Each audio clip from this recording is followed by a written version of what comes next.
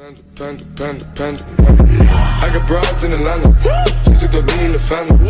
Credit cards and the scammers. Hitting the licks in the band. Legacies. Hey guys, okay, so the powerful Grau 5.56 assault rifle was finally nerfed in Modern Warfare. But whether or not the changes actually made a lasting impact in Warzone is still under scrutiny. Since the launch of Warzone, the Grau has been one of, if not the most powerful gun in the Battle Royale, to the point where a large majority of the player base was calling for it to be nerfed.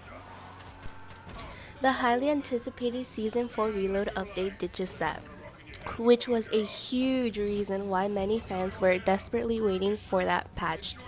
But it seems to have not changed much in the large scheme of things, in that basically most people are still using it in Verdansk.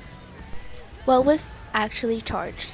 Prominent Call of Duty YouTuber The Exclusive Ace decided to run some tests in Warzone and find the exact statistics of the Grau pre and post patch, as he usually wants to do following a large update such as this one.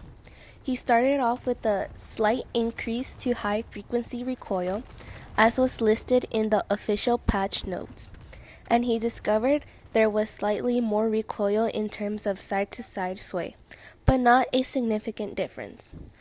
The next change he analyzed was the damage range reduction, and it turns out that the difference was only a matter of a few meters when it comes to the base version of the weapon. However, Infinity Ward apparently also nerfed the range for the FSS 20.8 Nexus from 40% boost to 33% boost, and Tempest 26.4 arc range from 45% to 40%, which means the damage drop-off kicks in at closer distance now. On top of that, they also apparently reduced the mid-range 5-shot kill damage of the gun from 23 to 22, which means it could take extra shots to eliminate enemies in Warzone who are fully plated up. Interestingly enough, the Exclusive Ace was able to discover this despite the fact that it wasn't in the patch notes. Last but not least, there's the reduced recoil compensation on the Archangels and Nexus barrels. And this is where things get a little bit questionable. When comparing the pre-patch and the post-patch recoil patterns that both of these barrels produce, neither show any major difference, at most a little side-to-side kick, but nothing significant. In fact, when it comes to the Archangel, the YouTuber suggests that the recoil may be even tighter than before, although admitting that it's most likely they're the same. It's easy to drown yourself in stats and damage ranges and recoil patterns, but the big question here is, what do all of these changes amount to?